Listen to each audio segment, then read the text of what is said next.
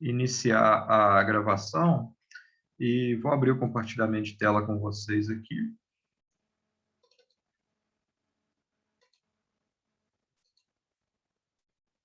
Só um minuto.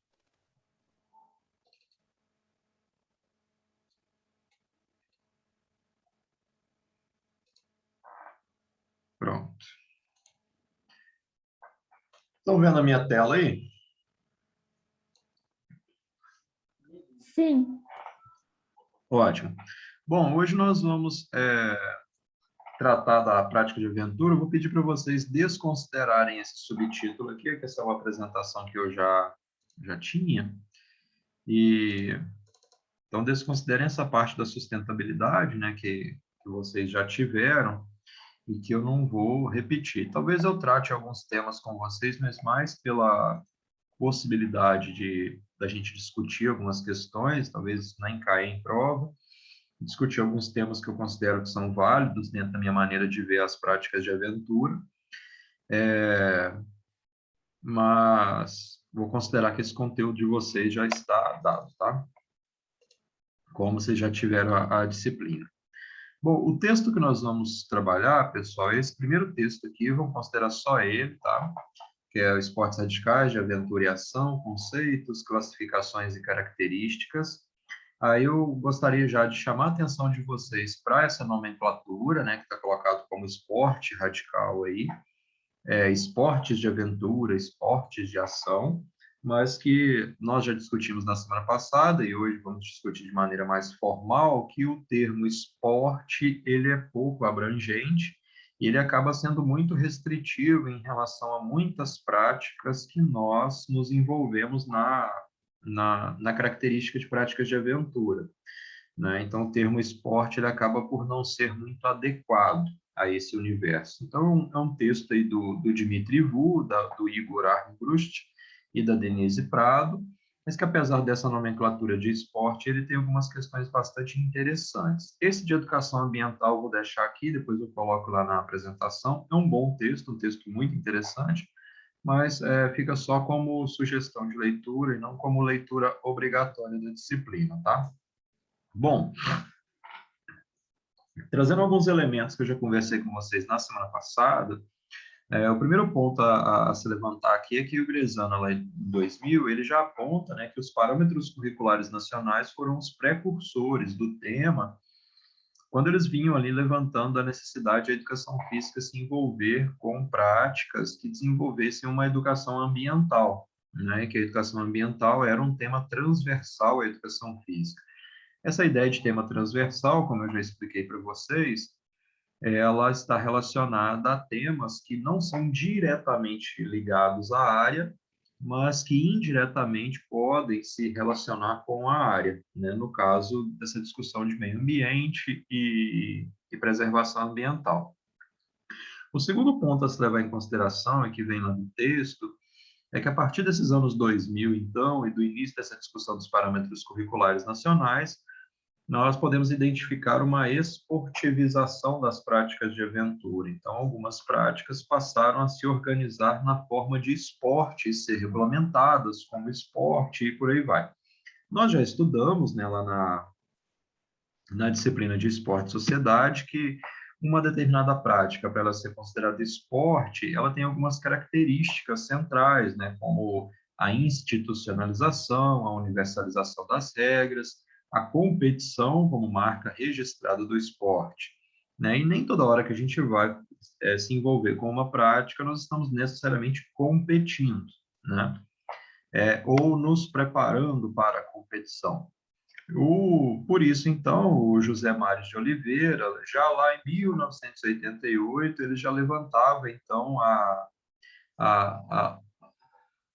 a ideia de que é muito difícil se falar em esportes, né, dessas práticas, que não necessariamente essas práticas se enquadram na forma de esportes. Um outro ponto importante que é trazido pelo Bezena e pelo Senna, já em 2002, né, é que essas práticas elas são marcadas, né, por algumas contradições, né? Eu não vou, a gente poderia até utilizar outra palavra, né? A palavra que vem no texto é contradições, mas algumas questões que nós poderíamos colocar como ambiguidades, né? O que é uma ambiguidade? Ambiguidade é algo que possui um sentido duplo e às vezes até mesmo oposto, né? Dentro de um mesmo fato, de um mesmo fenômeno, né? Nesse caso, a contradição está se dando entre o holismo, né, e o domínio. O que vem a ser o holismo nesse sentido, né? O holismo aqui está relacionado à ideia de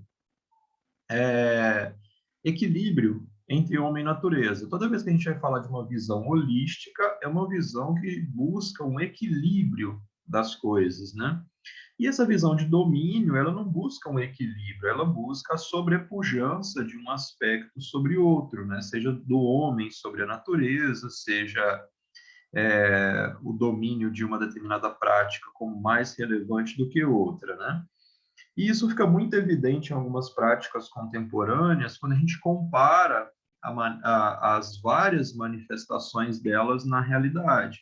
Então, um exemplo que eu gosto de citar sobre o fato é a diferença, por exemplo, da escalada outdoor, né, que é porta para fora, e a escalada indoor, né, que é porta para dentro. Normalmente, então, a escalada outdoor é aquela feita no ambiente natural, né, e a escalada indoor é aquela feita num ambiente montado, num ambiente artificial, né, muitas vezes cobertos. Popularizou muito no Brasil os espaços de escalada em shopping centers, né?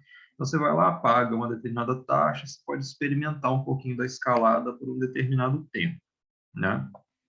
Ao mesmo tempo que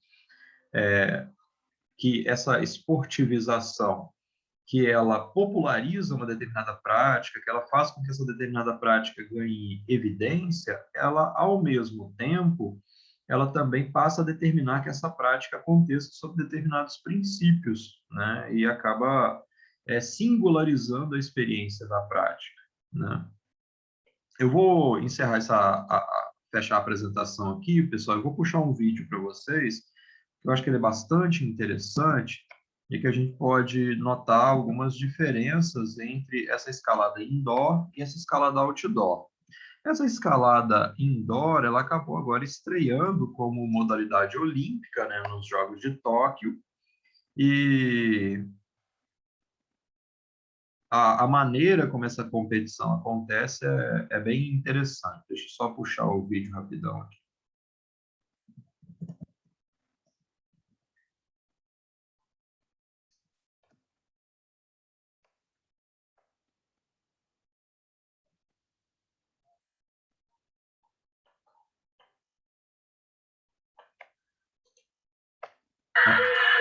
Espera aí que eu já achei o vídeo principal, só voltar aqui.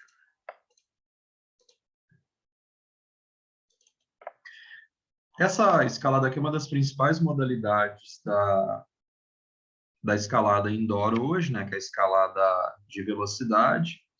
E esse vídeo aqui é de 2011, eu acho bastante impressionante, que na época o sujeito estabeleceu o recorde mundial, né, e deve ter sido batido já por outros competidores, mas a gente pode notar como que a experiência de escalar ela é bastante reduzida, né? Então aqui ela foi colocada num contexto competitivo e quem escalar o final da parede primeiro, ele é o vencedor. Não sei se vocês chegaram a acompanhar a escalada nas Olimpíadas, mas ela se deu em duas modalidades, se não estou enganado. Depois eu vou puxar outro vídeo ali para a gente ver. Então, aqui é uma final masculina, né? Normalmente essa parede aí tem 15 metros de altura.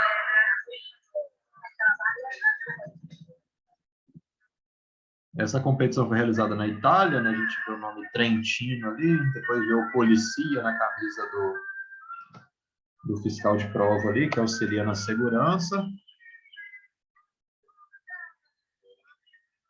Estão vendo o vídeo, né? Sim, sim. Ok, vamos continuar.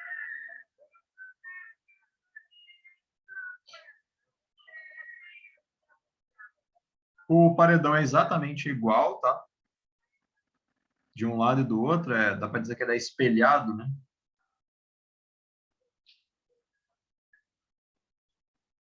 Eles começam já com a pegada na primeira garra.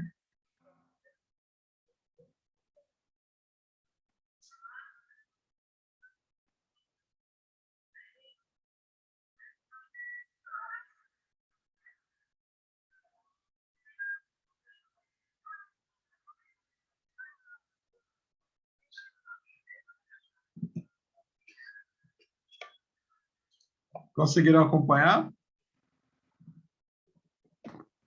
Eu consegui. Difícil, né? São muito rápidos. Então, assim, toda a Aham. experiência da escalada nesse sentido aí, ela foi reduzida a 6 ponto alguma coisa de segundos, né? Deixa eu ver se eu encontro aqui a final da escalada nas Olimpíadas, que foi uma que eu vi das mulheres escalando, né? Porque a gente vai achar que as mulheres têm essa potência muscular menor, mas eu também fiquei bastante impressionado com as mulheres. Eu vi também, foi bem rápido. Muito rápido, e a mulher acabou ficando a 1 milésimo de segundo do recorde mundial. Eu não estou encontrando. Se eu soubesse o nome das atletas aqui, ia ficar um cadinho mais fácil. Mas deixa eu pegar aqui a... Tem muitos vídeos aqui falando sobre a escalada para as pessoas... para as pessoas conhecerem a modalidade que está sendo colocada nas Olimpíadas, mas não tem o vídeo. Vou tentar pesquisar no inglês aqui, ó.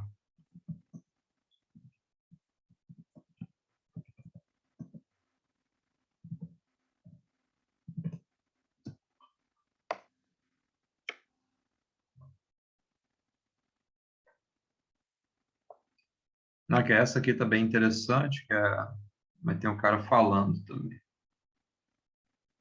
Mas 2018 alguém já bateu o recorde anterior, está 5 ponto alguma coisinha já. Não está mais naqueles 6 lá.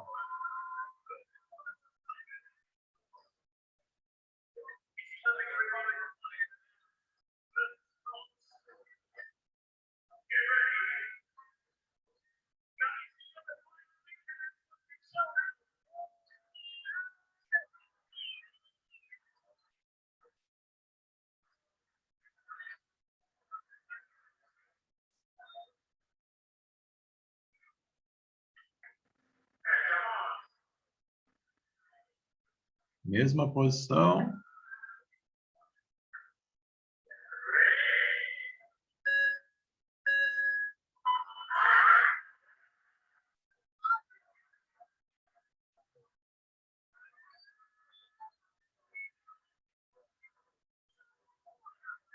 O cara de azul não conseguiu bater a tempo, né? Deixa eu pegar um outro aqui que parece que tem outra modalidade escalada, né? Com um nível de dificuldade um pouquinho maior agora. Uma olhada, né?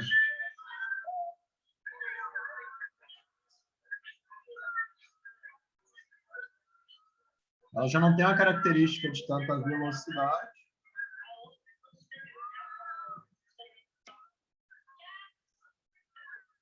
Mas tem também esse sentido competitivo, tem esse sentido de comparação, né, dos resultados.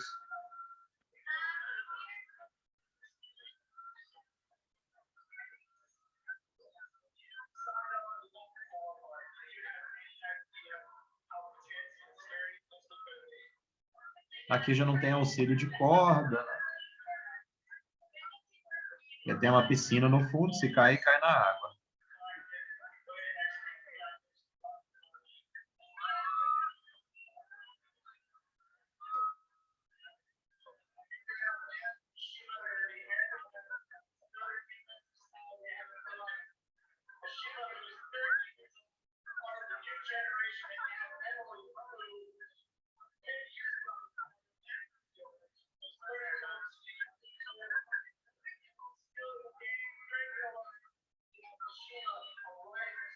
E os obstáculos tentam, de alguma maneira, imitar, né,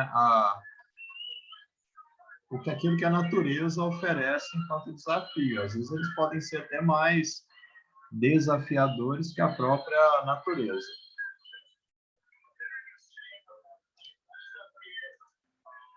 Adiantar um pouquinho, tem partes ainda mais desafiadoras, que a gravidade vai pender o corpo num outro sentido, né? Mas o principal que eu queria colocar para vocês sobre essa modalidade é que assim, o sentido atribuído à escalada neste tipo de escalada é um. Aí nós vamos comparar agora com um outro tipo de escalada né, de um documentário muito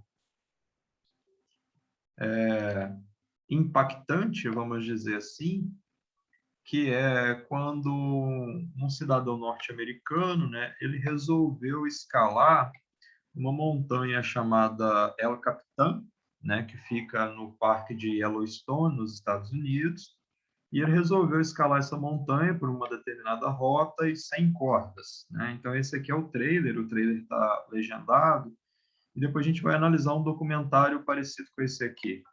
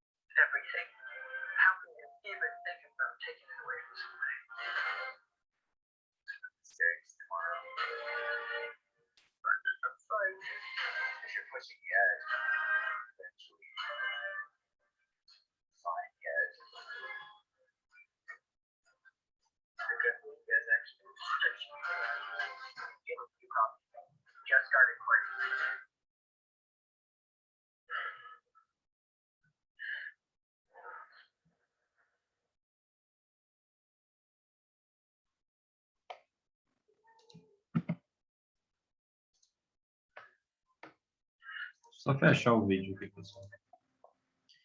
E aí, o que vocês acharam?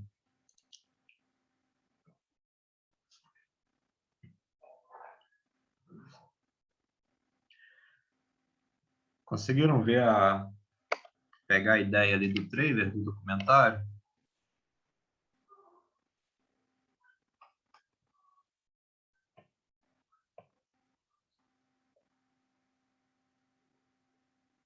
Então, Eric, para a gente que está fora desse mundo, né? A primeira coisa que a gente fala, pô, sem corda, para quê? Por que o cara vai fazer isso? Não, ousado ousado é o cara que vai lá e raspa a cabeça na máquina zero, né? Se eu chegar de cabelo roxo na faculdade, você falar assim, mano, esse cabelo ousado. É o cara que escala 1.000 metros sem corda, eu acho que é um pouco mais que isso, sabe? Tem dois documentários sobre essa mesma montanha, né? E com a turma passada, nós analisamos, né, os dois documentários. Um é este, o Free Solo, né? E o outro é o Dow Wall, em que um dos caras que até aparece no vídeo ali, ele escala essa montanha por um percurso um pouco diferente do que os outros escaladores iam fazendo, e ele foi o primeiro a estabelecer essa rota, que é considerada uma rota impossível, ninguém tinha escalado. Só que o outro que faz essa rota difícil, ele faz por corda, né? Só que chega um momento que ele tem que dormir na montanha, e essas coisas que passam.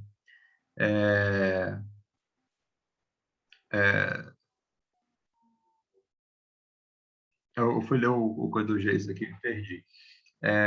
Quando o cara dorme na montanha, tamanho o tempo que ele demora para poder escalar, então ele consegue botar uma barraquinha lá, pendurada na montanha e dormir lá. Então, isso é bastante impressionante. Aí, quando a gente compara isso com aquela escalada indoor, claramente há uma diferença da finalidade e da maneira como as pessoas se envolvem com a prática, né? Dá para dizer até que o biotipo das pessoas é um pouco diferente, né? O tipo corporal, né? Então, enquanto na escalada de velocidade a gente estava vendo uma pessoa de perfil um pouco mais atlético, aqui a gente vê uma pessoa mais magra, né?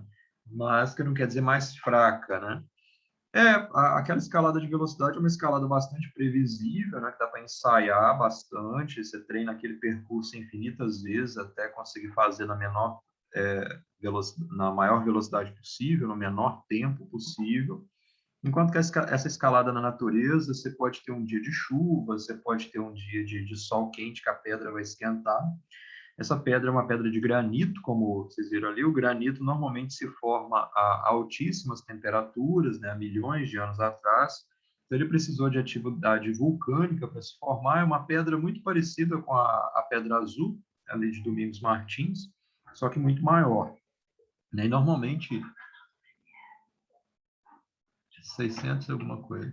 Depois de 600, você vai vendo qual que está passando o jogo. O Grêmio já jogou, eu acho.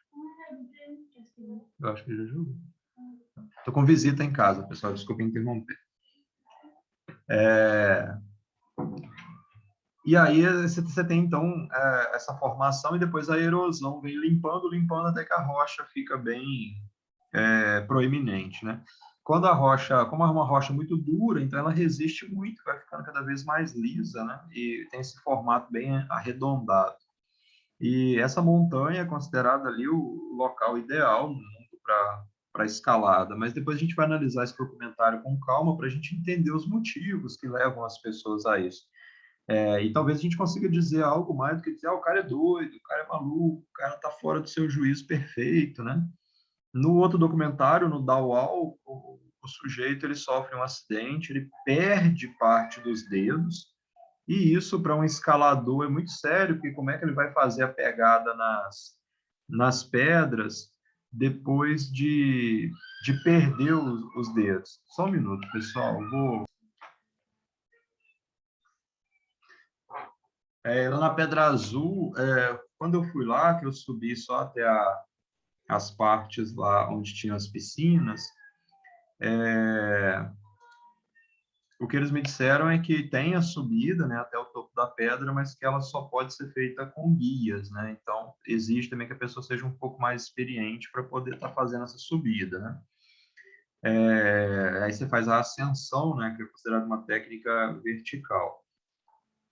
Mas depois a gente vai comparar, então, para ver, né, que sentidos essas pessoas atribuem a esse tipo de prática. Mas ali nos pormenores, depois a gente vai notar, quando a gente for analisar o documentário, é que enquanto naquela escalada de velocidade ali,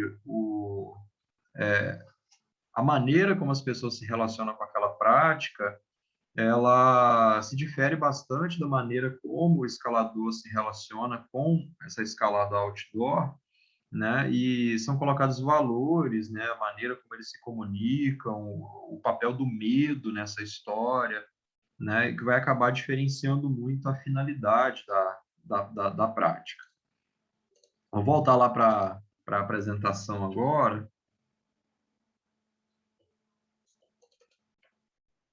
Deixa eu só voltar aqui que ela está na internet. Bom, então as contradições, né, e essas ambiguidades aí entre o holismo e o domínio, né? Dá para dizer então que na escalada indoor, né, aquela de velocidade, o sujeito está mais preocupado com o domínio ali, né, no sentido de fazer no menor tempo possível, de superar as próprias capacidades, né, de treinar para obter a melhor marca. Enquanto para conseguir vencer o desafio na escalada outdoor, o sujeito ele se preocupa mais com alguns princípios ligados ao nível de calma que ele mantém, ao conhecimento que ele tem sobre a montanha e sobre o melhor momento para poder estar fazendo a escalada. Enfim, né, ele precisa de um equilíbrio maior do que propriamente dessa força explosiva que leva ele a estabelecer esse domínio.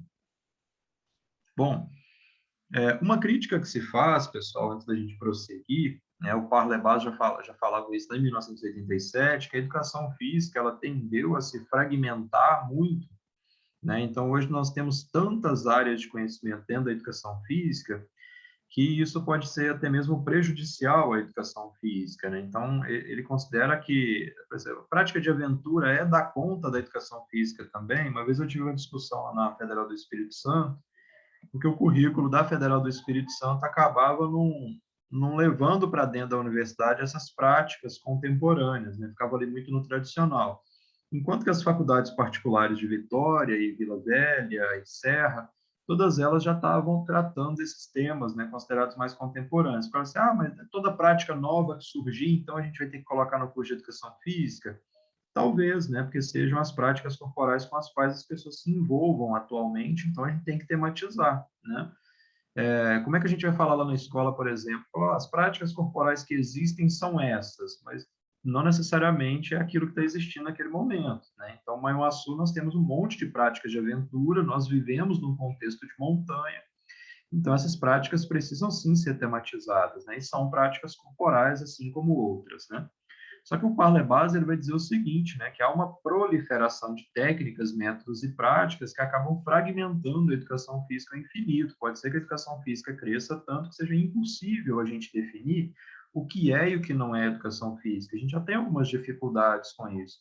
Então, a gente tem um professor de educação física que trabalha com dança, o professor de educação física que trabalha com lutas, o professor de educação física que trabalha com exercício, com esportes coletivos, enfim, são muitas fragmentações e isso traz pouco controle. Eu, no fim das contas, até acho que é positivo, né? Eu acho que quanto mais ampla a área for, você precisa ir criando especializações dentro dessa amplitude, mas que não necessariamente isso é ruim.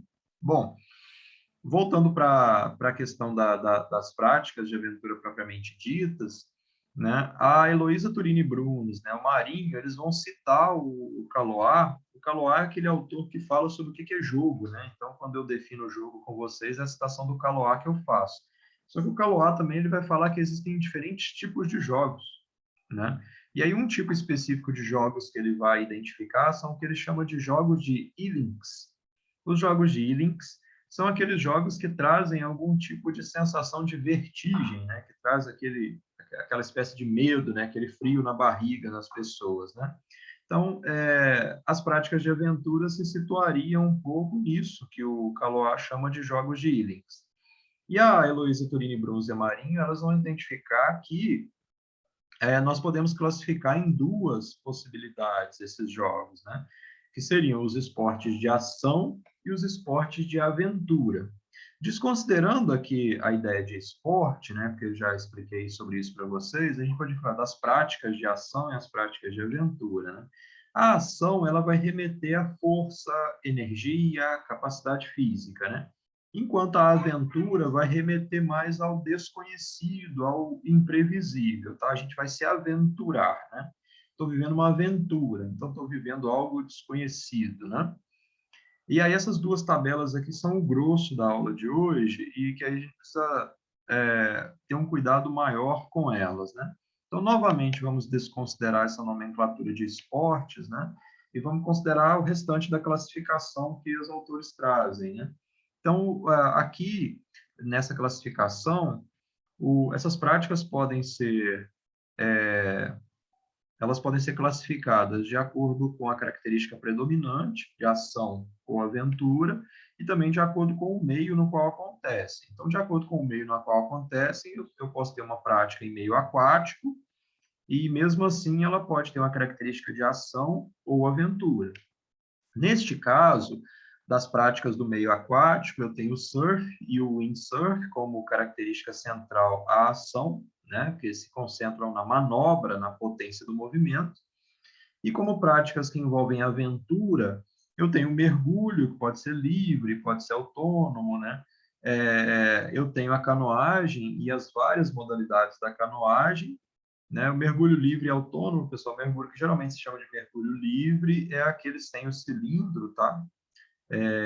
De oxigênio, e o mergulho autônomo é o com cilindro, né? Que aí você tem uma autonomia maior, né? Você pode ficar mais tempo mergulhando. Então, a ideia, por exemplo, mergulho livre é aquele que eu faço só com snorkel, por exemplo, né? Só com a máscarazinha e o tubozinho, né? Que tem até um nome específico, né? Que é o snorkeling.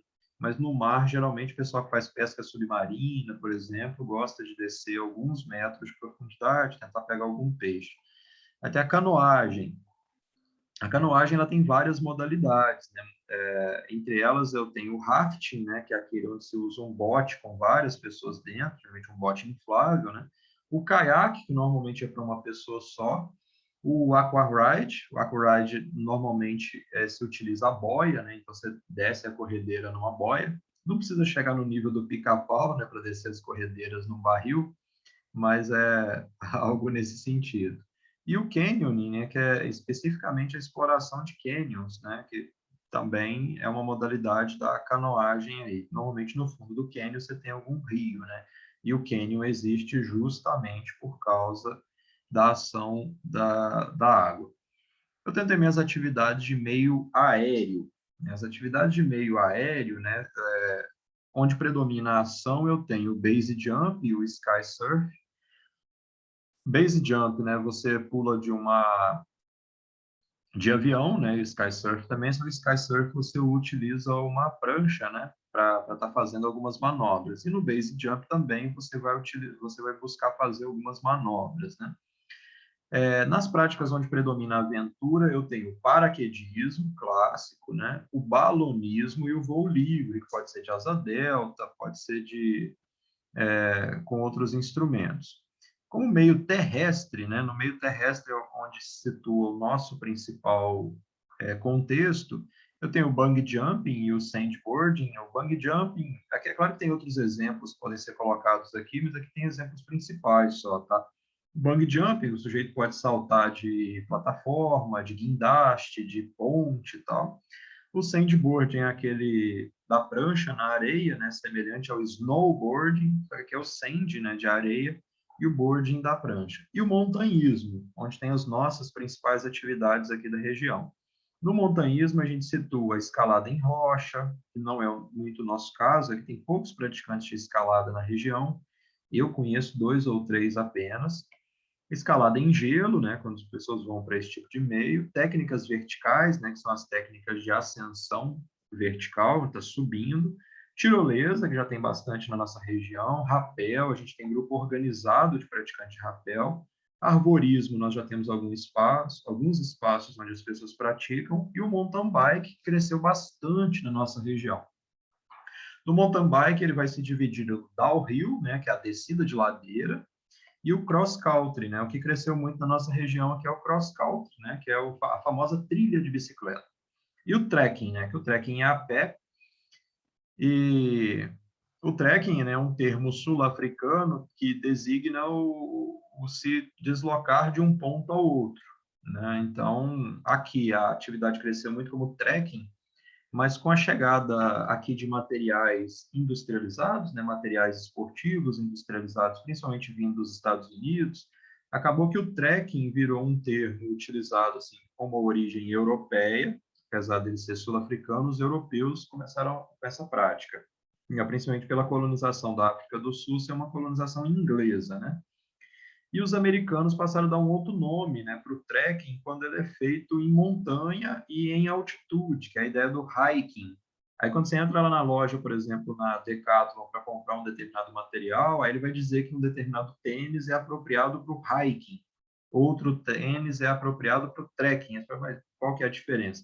Tem diferença nenhuma, né?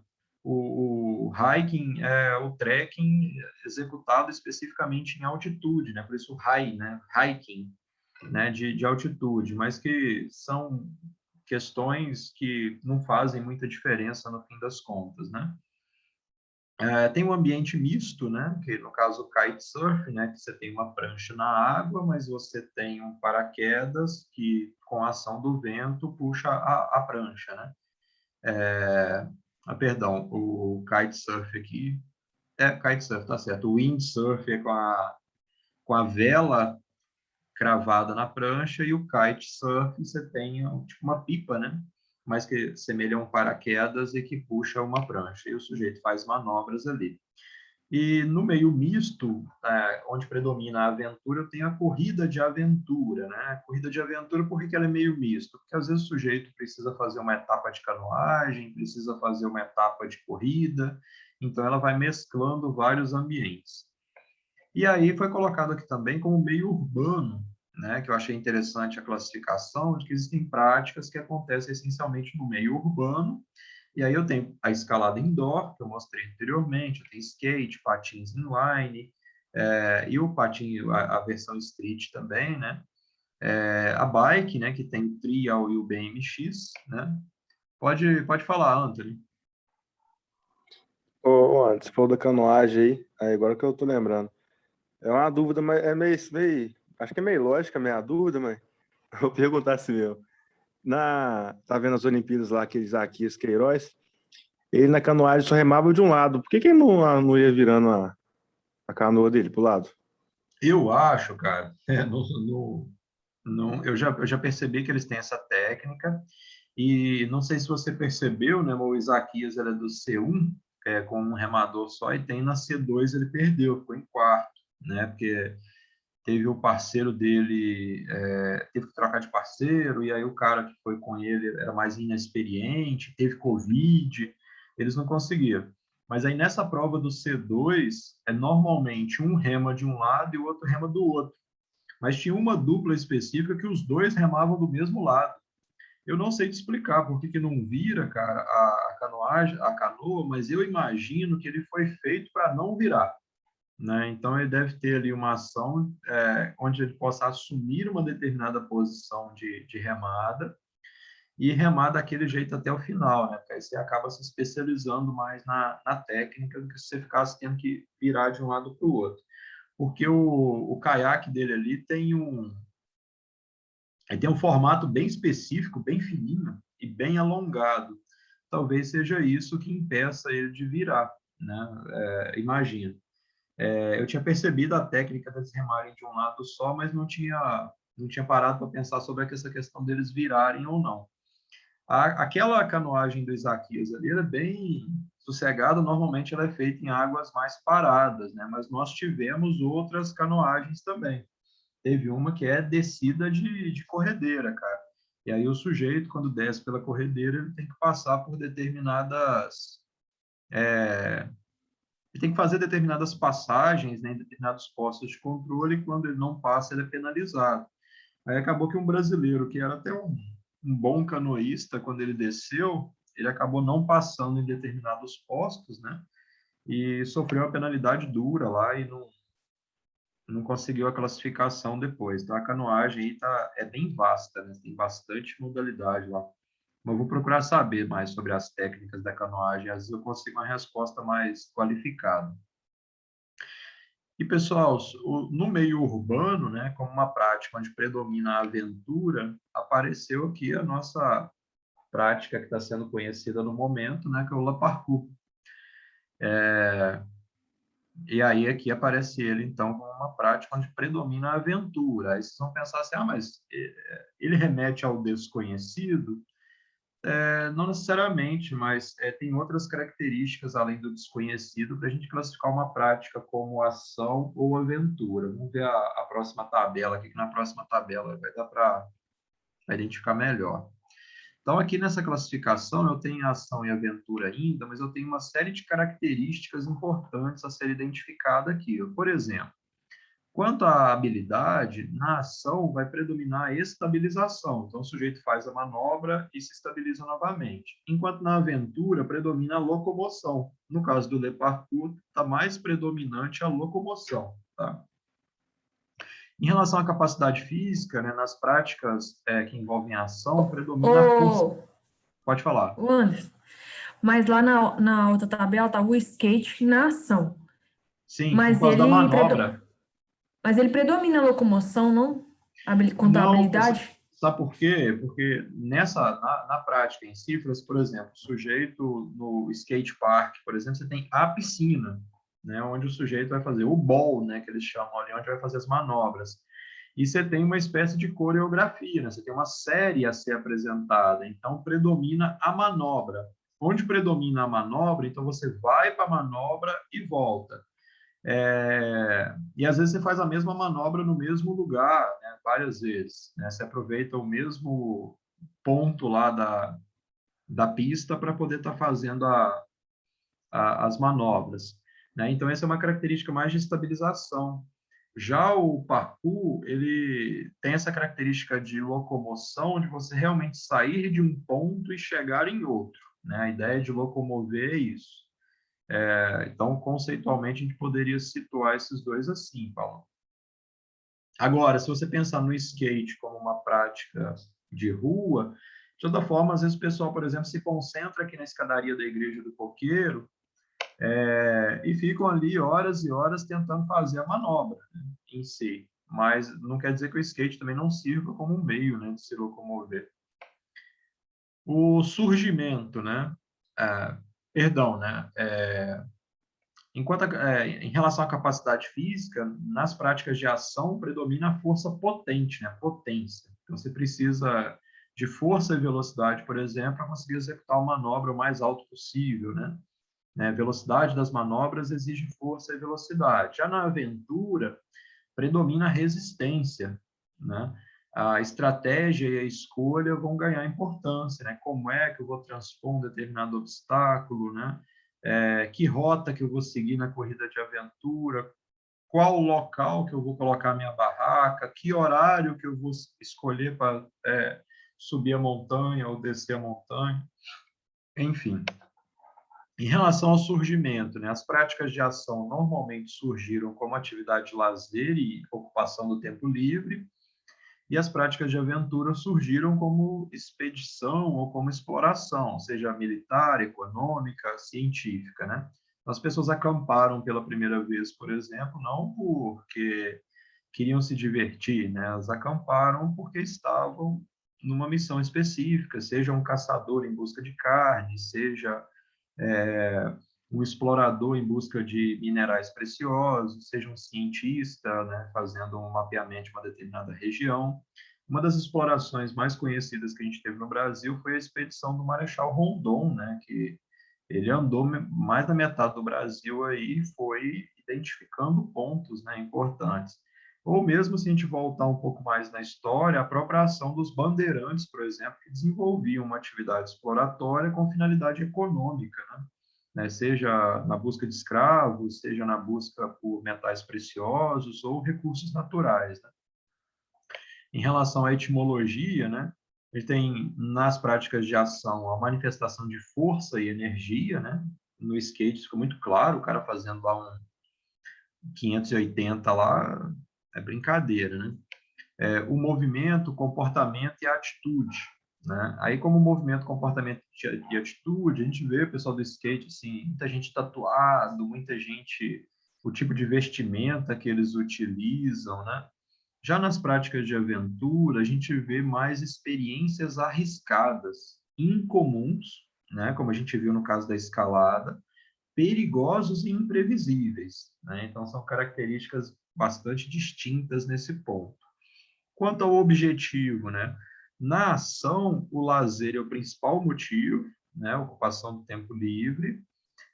As competições geram eventos de grande importância. Hoje, como os eventos mais interessantes da área que a gente pode citar, tem o X Games, né? E tem os eventos realizados pela Red Bull, né? Patrocinados pela Red Bull, que atraem muita atenção. O skate chega nas Olimpíadas não porque o Comitê Olímpico Internacional acha legalzinho, bacaninha, é pela quantidade de pessoas que ele mobiliza. Então, o Comitê Olímpico Internacional passou a ver isso e falou assim, não, vamos trazer esse pessoal para a Olimpíada também, porque quanto mais, melhor, né? Estava vendo um documentário uma reportagem sobre os Jogos Olímpicos, aí falando que o cabo de guerra já foi modalidade olímpica, né, lá no início do século XX. Bem curioso. Quanto ao objetivo nas práticas de aventura, tem uma forte relação entre lazer e turismo, né? Então, por exemplo, quando eu fui no Parque do China, logo eu quis descer a tirolesa, né? Quando eu estive em Domingos Martins, eu falei assim, não, estou em Domingos Martins, em Pedra Azul, quero subir a pedra lá em cima, quero ir até conhecer o Parque Estadual da Pedra Azul. Quando a gente vai em Alto Caparaó, a gente quer ir no parque, né? O atrativo lá é o parque.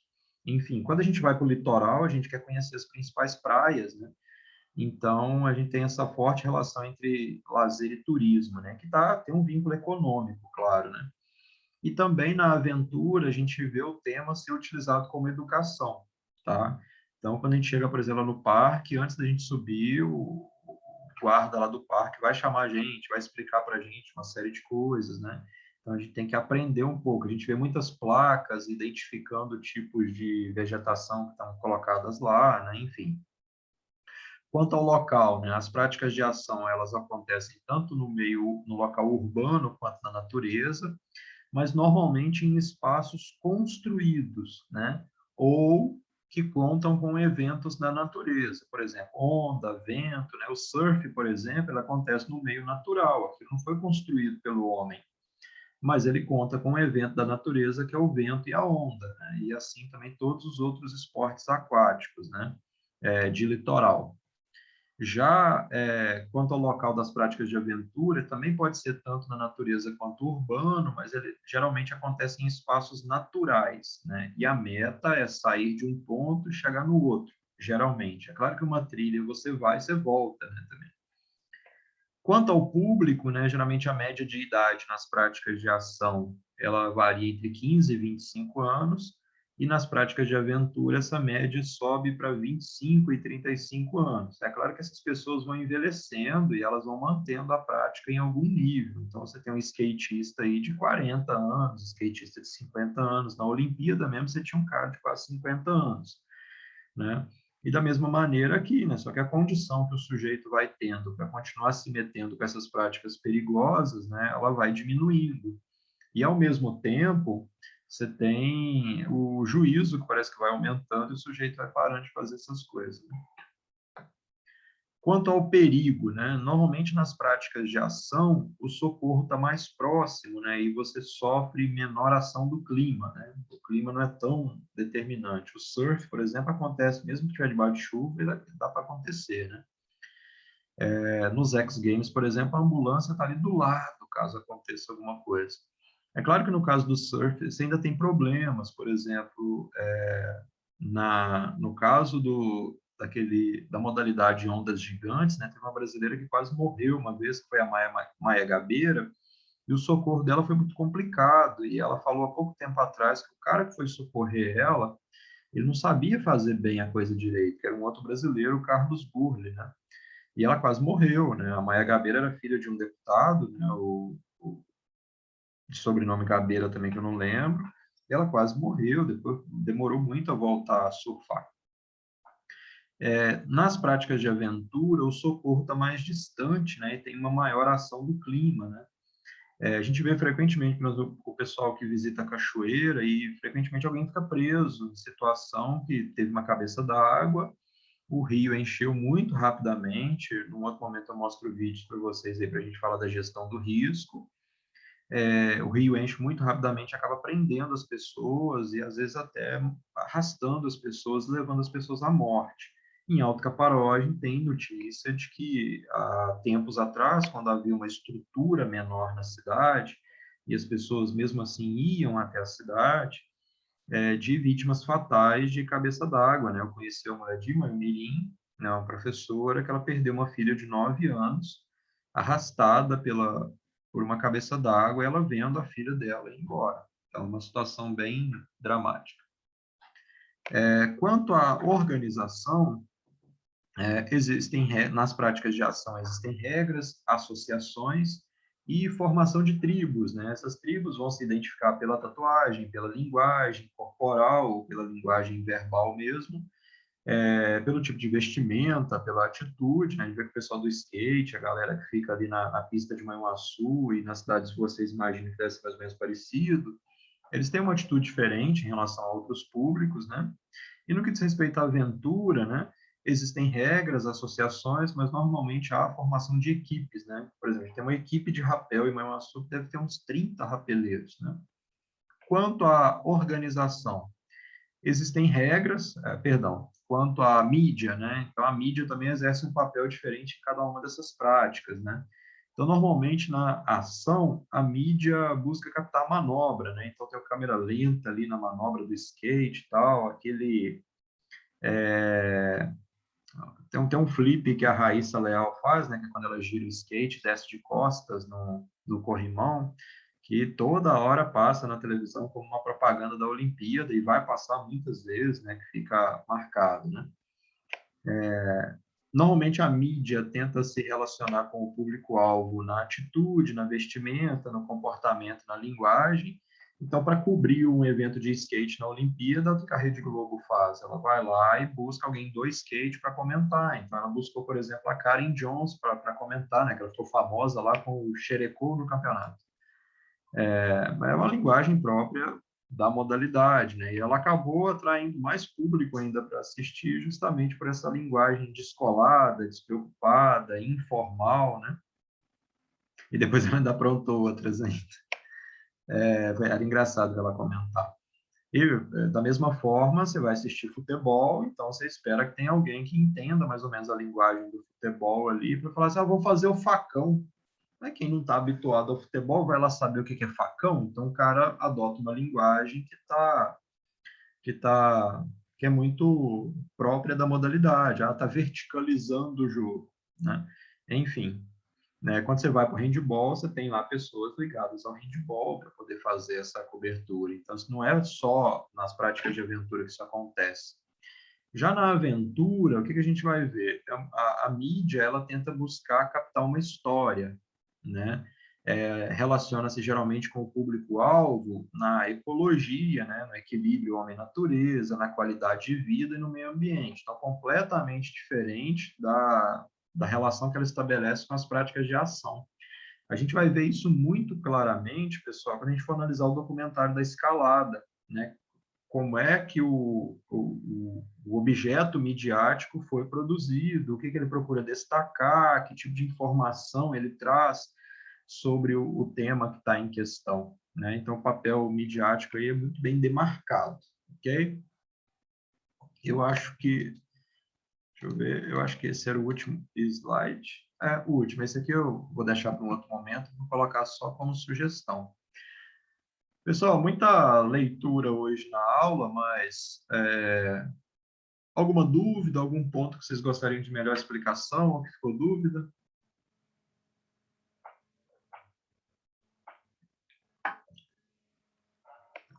Então, depois vou disponibilizar o texto, disponibilizar a apresentação lá. Aí tem muita coisa assim para a gente meio que decorando quase, né? Mas o caminho é esse mesmo, sabe?